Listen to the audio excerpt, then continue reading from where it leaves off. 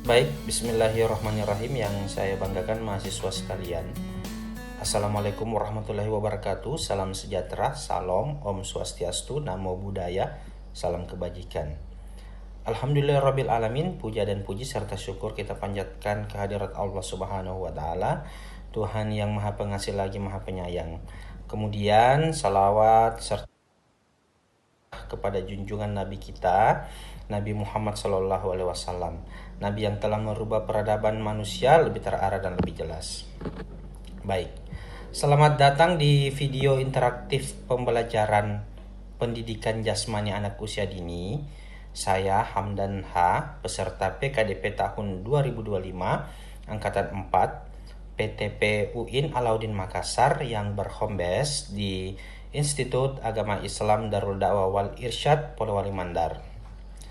Baik, pada kesempatan ini topik yang akan kita bahas yaitu prinsip perkembangan motorik pada anak usia dini, khususnya kemampuan gerak lokomotor dan non-lokomotor.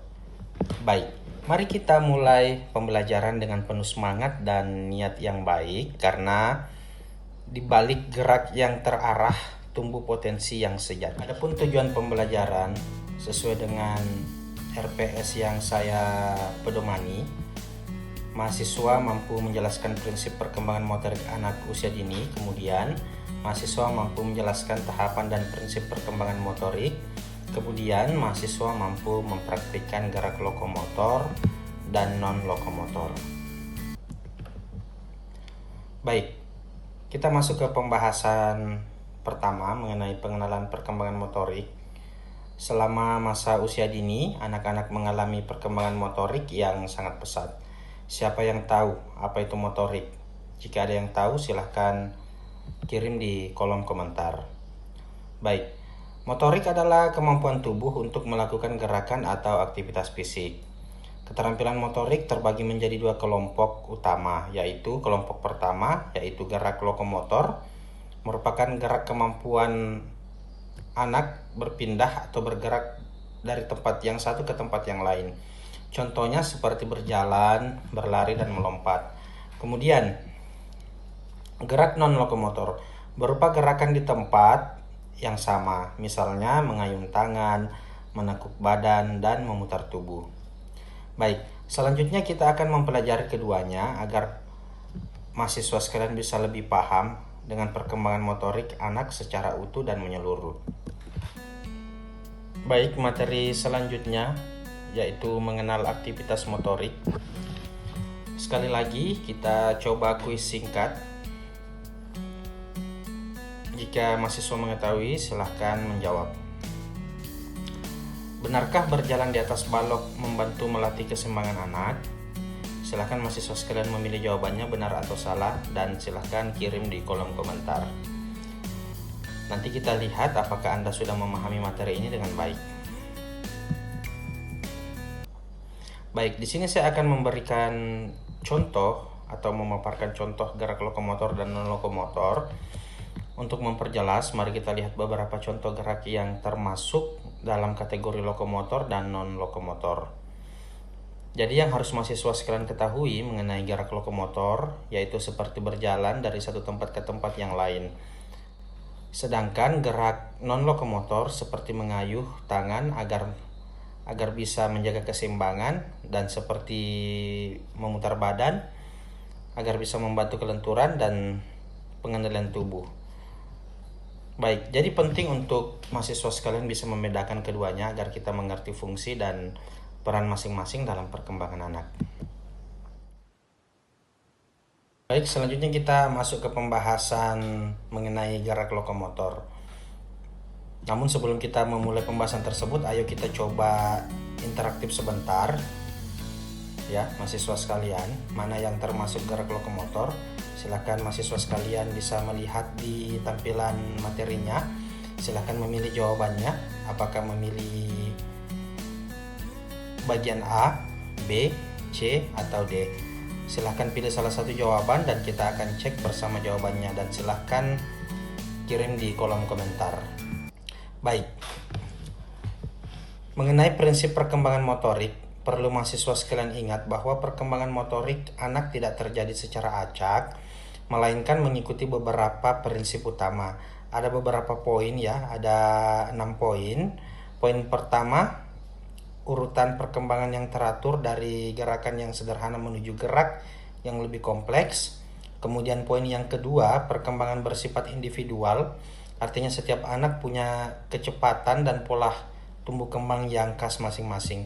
Kemudian poin yang ketiga, perkembangan motorik berlangsung secara berkesinambungan dari gerak kasar ke gerak halus. Kemudian poin yang keempat, faktor lingkungan dan stimulasi sangat berpengaruh karena lingkungan yang mendukung dapat mempercepat dan memperkaya perkembangan motorik anak. Baik.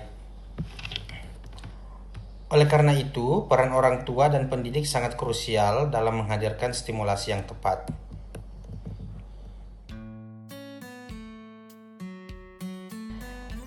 Baik, sekarang beritahu kami pendapat mahasiswa sekalian mengapa stimulasi lingkungan sangat penting untuk perkembangan motorik anak.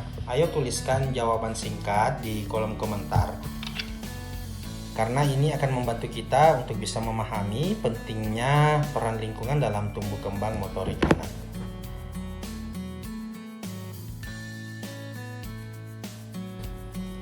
Baik. Selanjutnya kita masuk ke contoh aktivitas mengembangkan gerak lokomotor. Agar keterampilan gerak motorik anak berkembang optimal, mereka perlu melakukan aktivitas yang tepat. Misalnya, permainan lompat tali.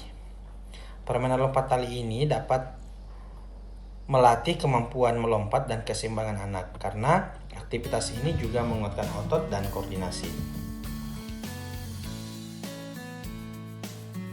Kemudian, contoh aktivitas mengembangkan gerak non-lokomotor. Selain gerak lokomotor, anak-anak juga harus dilatih gerak non-lokomotor. Contohnya adalah berputar di tempat atau menarik tangan ke atas dan ke bawah. Mengapa? Karena gerak-gerak ini membantu anak mengontrol tubuh, kemudian menjaga keseimbangan dan melatih kelenturan.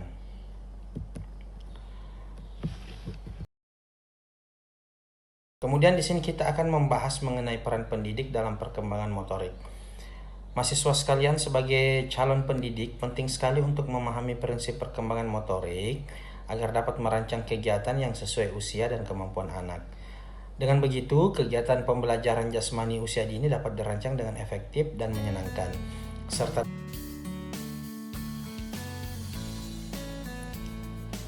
baik.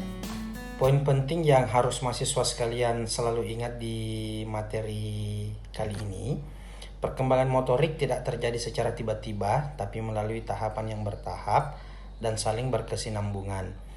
Anak-anak perlu pengalaman gerak yang cukup agar kemampuan motorik lokomotor seperti berjalan, berlari, melompat, dan non-lokomotor seperti mengayun, menekuk, memutar badan dapat berkembang dengan baik. Jadi sangat penting untuk diingat, lingkungan dan aktivitas yang sesuai sangat mendukung perkembangan motorik tersebut. Baik, adapun kesimpulan di pertemuan kali ini, perkembangan motorik pada anak usia dini bersifat progresif dan dipengaruhi berbagai faktor, baik internal, fisiologis dan neurologis anak, maupun eksternal, lingkungan dan stimulasi anak. Diharapkan dapat memahami prinsip perkembangan motorik karena ini sangat penting sebagai dasar pengembangan pembelajaran pendidikan jasmani anak usia dini yang tepat untuk mendukung tumbuh kembang anak secara menyeluruh. Baik, demikian pembelajaran kita kali ini. Semoga materi tentang prinsip perkembangan motorik anak usia dini, terutama gerak lokomotor dan non-lokomotor, dapat memberikan wawasan yang bermanfaat bagi kita semua. Karena gerak yang terlatih dapat membentuk karakter dan kesiapan anak dalam menapaki dunia. Terima kasih atas partisipasi mahasiswa sekalian. Semoga Allah Subhanahu wa Ta'ala meridhoi usaha kita semua. Salam hangat dan salawat semoga tercurah kepada Nabi Muhammad SAW. Salam sejahtera untuk kita semua. Saya akhiri dengan ucapan hamdalah, alhamdulillahirabbil alamin. Wabillahi taufiq wal hidayah, darul da'wah wal irsyad. Wassalamualaikum warahmatullahi wabarakatuh.